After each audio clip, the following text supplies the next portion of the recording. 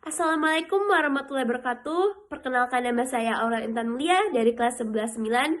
Di sini saya akan menjelaskan sejarah penjajahan Jepang di Indonesia. Baik, yang pertama, di sini saya akan menjelaskan tujuan masuknya Jepang ke dalam Indonesia dan bagaimana kondisi Jepang saat itu sehingga ingin masuk dan menjajah Indonesia. Simak berikut penjelasan saya. Pada dasarnya, tujuan utama masuknya Jepang ke Indonesia selama Perang Dunia Kedua adalah untuk mengamankan sumber daya alam strategis. Jepang sangat amat tertarik pada kekayaan alam Indonesia, terutama minyak, karet, dan logam, yang dianggap sangat vital untuk mendukung ekonomi dan keperluan militer mereka. Selain itu, penguasaan wilayah ini merupakan bagian dari strategis ekspansionis Jepang untuk memperluas pengaruh dan kekuasaannya di Asia Tenggara. Berikut 3 tujuan utama pendudukan Jepang di Indonesia, yaitu yang pertama, menguasai bahan mentah dan bahan bakar untuk kepentingan industri dan militer Jepang, menjadikan Indonesia tempat pemasaran hasil industri Jepang, menjadikan bangsa Indonesia sebagai kekuatan untuk melawan sekutu. Menguasai bahan mentah dan bahan bakar salah satu tujuan pendudukan Jepang di Indonesia. Karena bahan mentah dan bahan bakar yang dibutuhkan oleh industri dan militer Jepang, Indonesia ini merupakan negeri yang kaya akan sumber daya alam seperti minyak bumi, karet, timah, tembaga, nikel, kayu, dan lain-lainnya. Bahan-bahan ini sangat penting bagi Jepang yang sedang berperan melawan sekutu, terutama Amerika Serikat dan Inggris.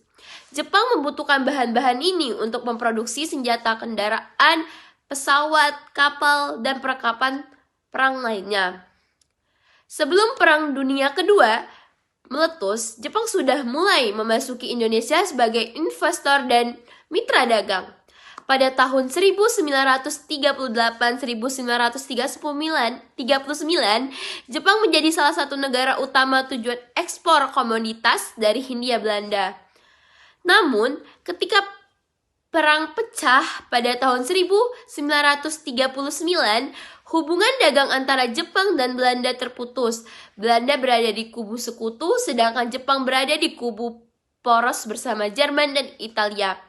Oleh karena itu, Jepang memutuskan untuk menduduki Indonesia secara militer agar dapat menguasai sumber daya alamnya secara langsung. Oke, itulah tujuan Jepang masuk ke dalam Indonesia dan kondisi Jepang saat itu.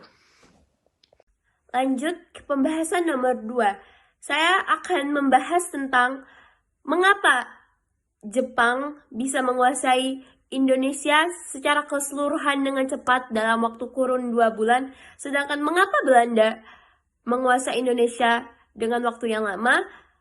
Baik, di sini saya akan membahas dan simak berikut penjelasan saya.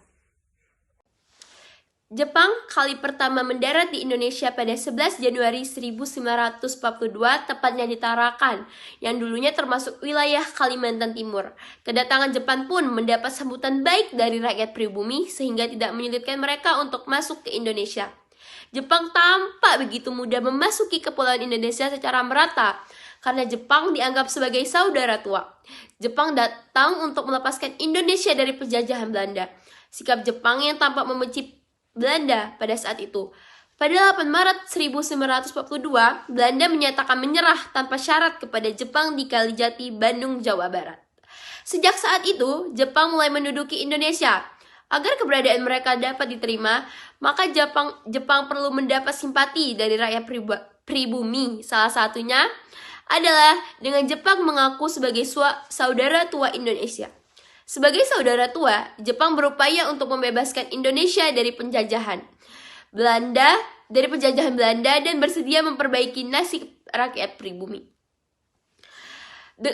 Propaganda saudara tua ini pun terus digelorakan untuk mendapat dukungan dari rakyat Indonesia.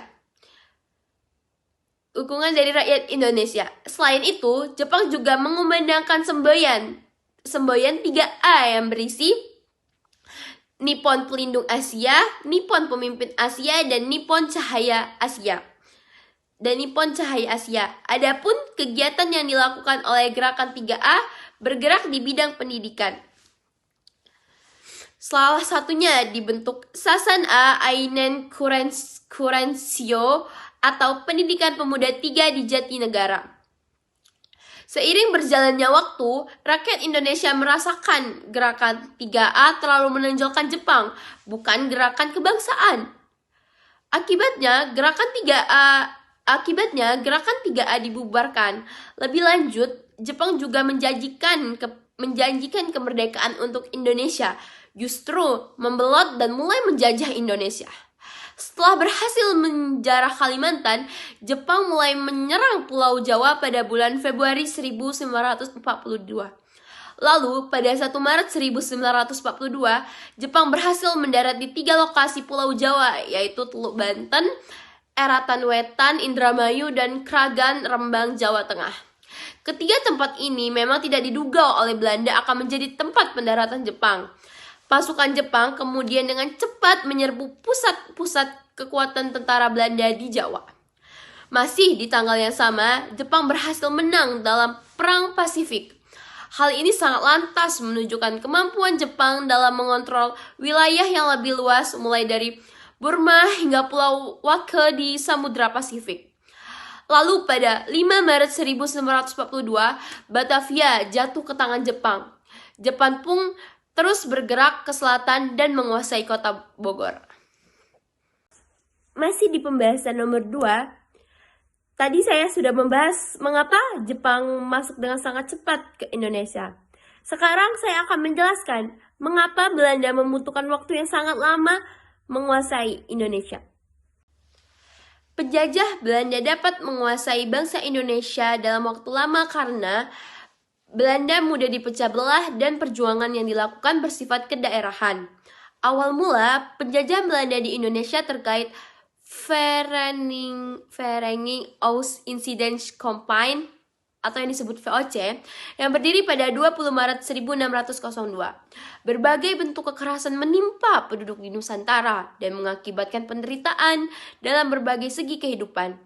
Beberapa peraturan penjajah Belanda yang menyengsarakan rakyat Nusantara. Yang berikut, politik adu domba. VOC melakukan politik adu domba Divide et Impera, yaitu saling mengadu domba antar kerajaan yang satu dengan kerajaan yang lain, atau adu domba di dalam satu kerajaan di berbagai daerah di Nusantara. Politik adu domba ini berakibat pada makin melemahnya kerajaan-kerajaan di Indonesia dan merusak seluruh sendi kehidupan masyarakat di Nusantara. Yang kedua, kerja rodi.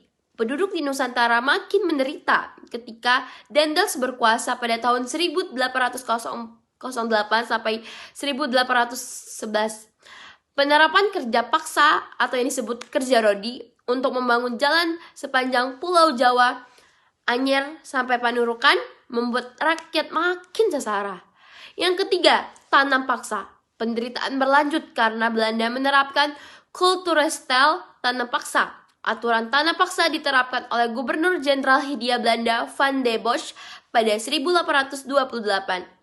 Dengan demikian, kondisi rakyat di masa penjajahan mengalami penderitaan, sehingga menumbuhkan benih perlawanan di berbagai daerah. Perjuangan melawan penjajah dipimpin ulama atau kaum bangsawan. Jadi sebab itulah mengapa Belanda sangat lama menguasai Indonesia. Beda dengan Jepang yang hanya membutuhkan waktu 2 bulan. Baik, itu saja penjelasan yang dapat saya sampaikan. Semoga Bapak mengerti yang telah saya jelaskan. Mohon maaf jika masih banyak salah, pengucapannya salah, dan mohon maaf jika masih salah. Sekian materi penjajahan Jepang ke Indonesia dari saya. Wassalamualaikum warahmatullahi wabarakatuh.